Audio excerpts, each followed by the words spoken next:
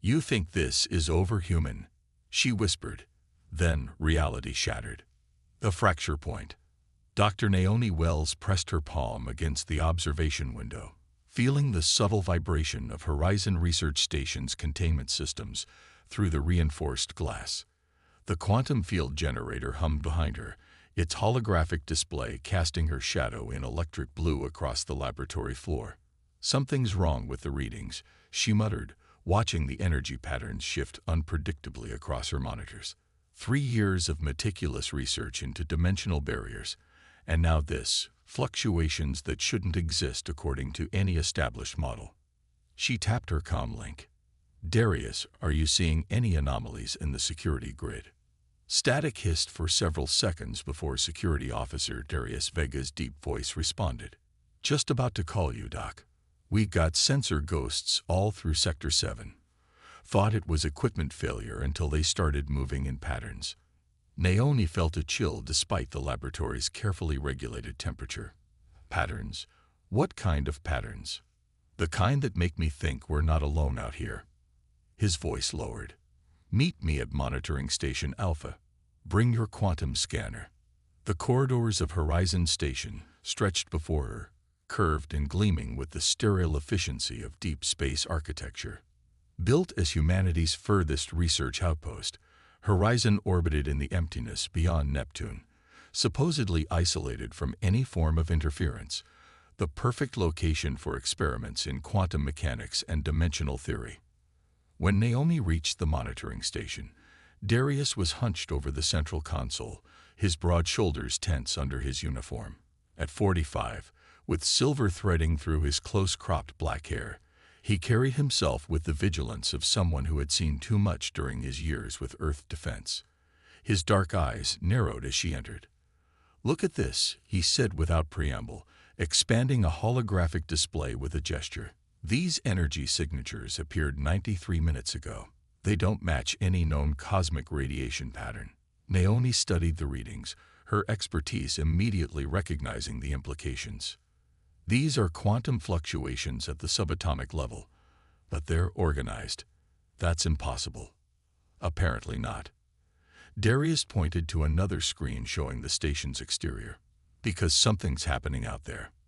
The void beyond the station's hull had always been absolute, the perfect blackness of space punctuated only by distant stars. But now, approximately 2 kilometers from the station's eastern hub, space itself seemed to ripple, like heat waves rising from sun-baked asphalt. "I've never seen anything like this," Naomi whispered, her scientific mind racing through possibilities, each more improbable than the last. "It's as if the fabric of space-time is thinning." "Is this related to your containment field experiments?" Darius asked, his tone carefully neutral. "No, our work couldn't cause this. We observe quantum states. We don't manipulate them at this scale." She connected her portable scanner to the station's systems. "But whatever this is, it's growing." The ripple expanded as they watched, developing a swirling pattern that seemed to fold inward upon itself, creating what appeared to be a tear in the very fabric of reality. Within that tear, something moved. Darius immediately activated the station's defense protocols. "All personnel, this is Security Chief Vega. We have an unknown phenomenon in progress. Initiate containment procedure Theta." "This is not a drill." "Wait," Naomi placed her hand on his arm. "Look, it's trying to communicate." The distortion pulsed rhythmically, emanating waves of energy that interacted with the station's communication array. The overhead speakers crackled with static that gradually resolved into a voice, neither male nor female, but melodic and unsettling in its perfection. "Observer, recognized. Interface, established." Darius's hand moved to his sidearm instinctively. "What the hell is that?" Naomi stepped closer to the console. "This is Dr. Naomi Wells of Horizon Research Station. Identify yourself." "Identity, concept insufficient. Designation in your understanding." "Lumina." "I am. Traveler. Observer. Seeker." The laboratory's lights flickered, and every screen in the monitoring station displayed the same swirling pattern now visible outside. The tear in space had become a window, and through that window, something was watching them. "What do you want?" Darius demanded. "Want. Limited concept. I seek. Completion. Your reality. Fractured. Incomplete. I pass through. Barriers between. To find what was lost." Naomi felt a headache building behind her eyes, a pressure that seemed to push against her thoughts. "You're saying our reality is damaged somehow." "Not damaged. Designed imperfect. Containment. Failing. The architect's plan. Flawed." A station-wide alarm began to sound as environmental systems registered atmospheric disturbances. Dr. Julian Frost, the station's medical officer, burst into the monitoring room, his usually composed features strained. "We've got 6 crew members reporting hallucinations and severe migraines," he announced, then stopped short at the sight of the displays. "What in God's name is that?" "We're communicating with an entity calling itself Lumina," Naomi explained, not taking her eyes from the swirling tear. "It appears to be some kind of interdimensional being." Julian moved closer, his scientific curiosity momentarily overriding caution. "That's impossible. Interdimensional travel is purely theoretical. Theory.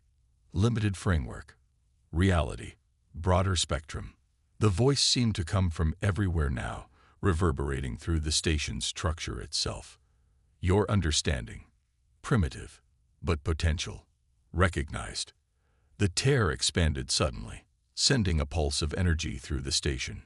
Equipment sparked, gravity fluctuated, and for 3 breathless seconds, Naomi felt as if her body had become transparent, perceiving reality from multiple perspectives simultaneously. When the sensation passed, she found herself on the floor, Darius kneeling beside her, while Julian checked her vitals with a portable scanner. "What happened?" she gasped. "Some kind of energy surge." Darius helped her to her feet. "Are you okay?" "I think so, but—" She stopped, staring at her hand. For a moment, it seemed to flicker, becoming translucent before solidifying again. "Did you see that?" Both men exchanged concerned glances. "See what?" Julian asked. Before she could explain, Station Director Eliza Hammond's voice came through the comm system. "Dr. Wells, Officer Vega, report to the command center immediately. We have a situation developing station-wide." The command center was chaos when they arrived. Holographic displays showed multiple breaches in the station's outer sensors, and crew members worked frantically at their stations.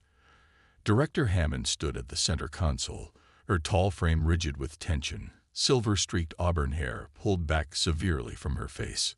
"Doctor," she acknowledged Naomi with a nod. "Would you care to explain why reality appears to be coming apart at the seams around my station?" "Director, we've made contact with what appears to be an interdimensional entity," Naomi replied, pulling up her scanner data. "It called itself Lumina, and suggested our reality is somehow incomplete." "Incomplete?" Hammond's expression hardened. "And this entity just happened to appear near the only research station in the solar system studying quantum field theory." "It can't be coincidence," Darius agreed. "But Dr. Wells assures me their experiments couldn't have caused this." Hammond's gaze shifted to the main view screen, where the tear had grown, now stretching nearly half a kilometer across space. Within it, shapes moved, impossible geometries that hurt the human eye to focus on. Whatever the cause, that thing is affecting station integrity. Environmental systems are failing in sections closest to the breach, and we have crew members experiencing severe psychological effects. As if to emphasize her point, a technician at a nearby console suddenly screamed, clawing at her eyes. "They're inside me. Get them out." She shrieked before security personnel could restrain her. "It's getting worse," Julian observed grimly. "These symptoms match nothing in medical records." Naomi studied the data flowing across her tablet. "The breach is leaking radiation unlike anything we've measured before. I believe it's affecting the quantum state of matter itself, possibly even consciousness." "Can you close it?" Hammond demanded. "I don't even understand what it is yet." Naomi ran a hand through her short brown hair in frustration. But the containment field technology we've been developing might be modified to stabilize the affected areas. Do it, Hammond ordered. Vega, assemble a security team. If this Lumina comes aboard, I want to be prepared. As they moved to comply, the station lights flickered again, and every screen in the command center displayed the same message. You think he DSS is containment, human. Reality is the prison. The words hung there for several seconds before dissolving into swirling patterns. When they cleared, normal station operations resumed, except for one detail. Where moments before there had been 12 crew members in the command center, now there were 13. A woman no one recognized stood by the main viewport, her skin luminescent with a pale blue glow, her eyes reflecting the swirling patterns of the breach outside. I have come, she said, her voice the same melodic tone they had heard through the speakers. Your reality fractures. The architect's design fails. And what comes after begins now. Darius drew his weapon, but Naomi stepped forward, driven by scientific curiosity stronger than fear. What are you? She asked. The figure tilted her head, movements too precise to be human. I am Lumina. I am the first, but not the last. The barriers thin everywhere now. She raised her hand, and reality seemed to warp around her fingers. You think this is over, human? She whispered.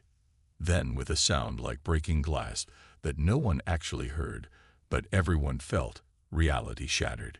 Dimensional collapse. The world reassembled itself in fragments around Naomi, like shards of a broken mirror clicking back into place. But something was fundamentally wrong.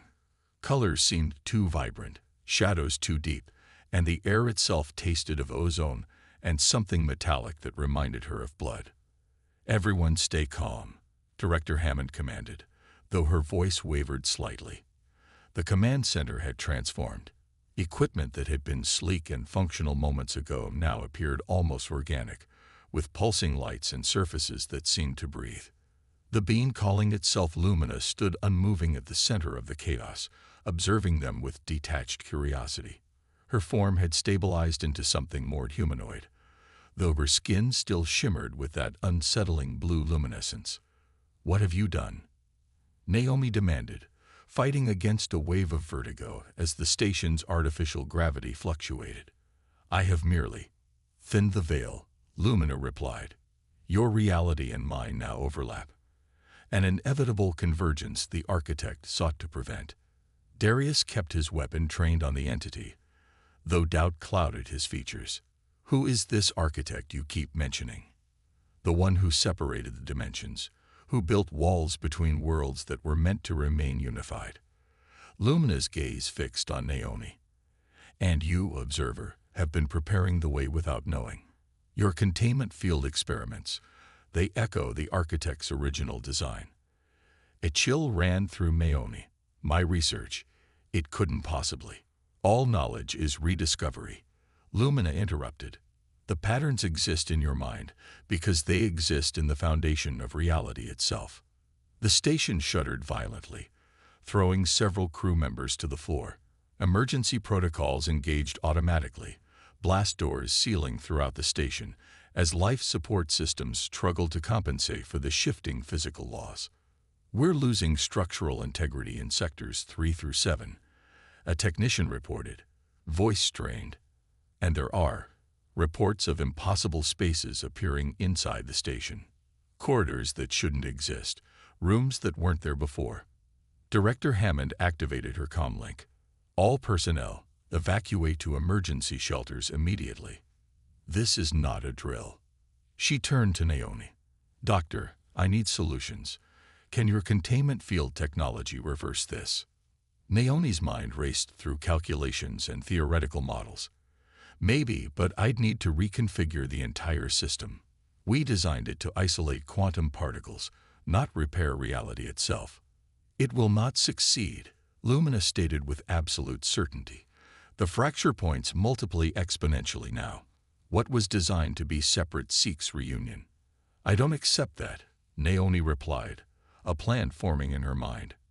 Darius, I need you to get me to the quantum core. If I can recalibrate the generators to create a resonance field that matches the breach's frequency. You're thinking of treating this like a physics problem, Julian interrupted, his medical scanner hovering over a collapsed crew member whose skin had begun to display the same luminescent patterns as Lumina's.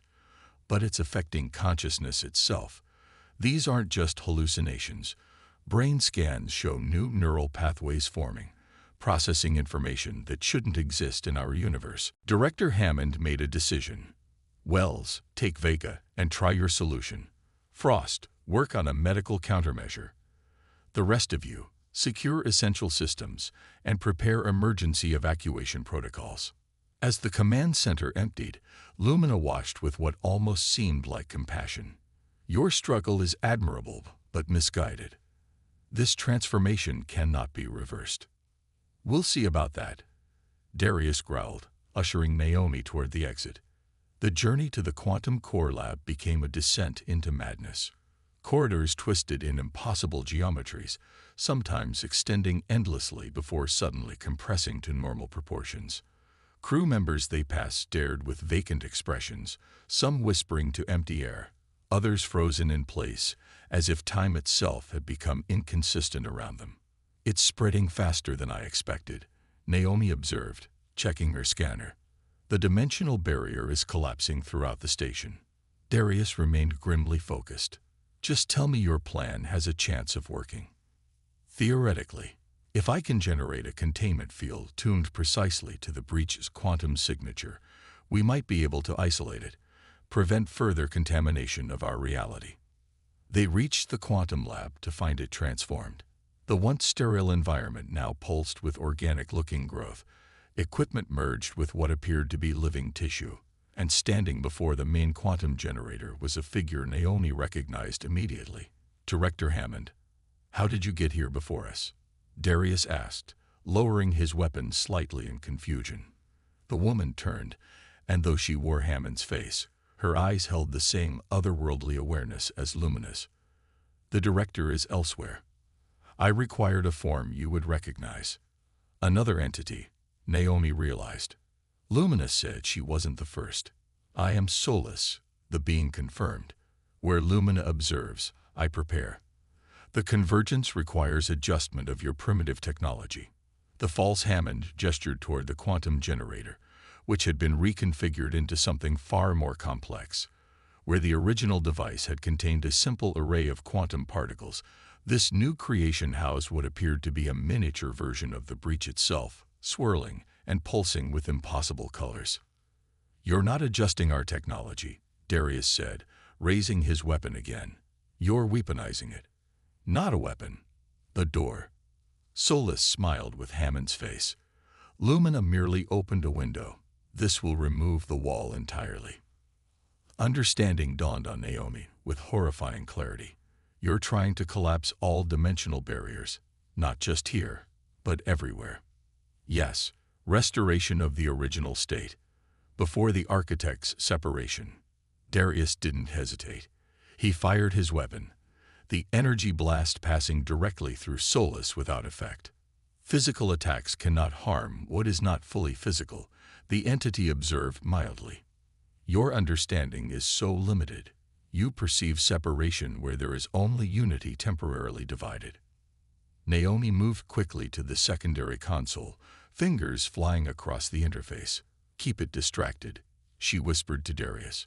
I might be able to reverse what it's done. There is no reversal possible, Solus stated, though it made no move to stop her. The process merely accelerates what was already inevitable. The architect's design was flawed from inception. Reality fragments under its own contradictions. As if to punctuate this claim, the lab itself seemed to flicker, momentarily revealing a vast, incomprehensible space beyond its walls, a realm of twisted geometries and pulsing energies that hurt the human mind to perceive. Darius positioned himself between Naomi and the entity. Who is this architect you keep mentioning? God. Some advanced civilization. Those concepts are too small, Solus replied. The architect is the first consciousness that sought to impose order on infinity, to create boundaries where none naturally exist. The experiment fails, as all such attempts must. Naomi's console suddenly displayed results that made her blood run cold. "Darius," she called, voice tight with controlled panic. "The breach isn't just affecting our station. It's spreading throughout the solar system. Similar fracture points are appearing near Earth." "Yes," Solus confirmed with Hammond's voice. "The convergence expands exponentially. Soon, all artificial barriers will dissolve." The quantum generator pulsed ominously, the miniature breach within it growing more unstable. Warning alarms blared as the station's systems registered critical failures across all sectors. Naomi made a decision. "If I can't close the breach, maybe I can redirect it."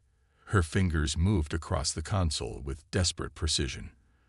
"The containment field can't stop this, but it might be able to channel the dimensional energy away from populated areas." Solus observed her with something like amusement. "You still think in terms of physical space. The convergence occurs across all dimensions simultaneously." "Then I'll have to get creative," Naomi muttered, pushing her understanding of quantum mechanics to its limits. The lab door slid open, and Julian Frost stumbled in, his medical uniform torn and stained. "It's everywhere," he gasped.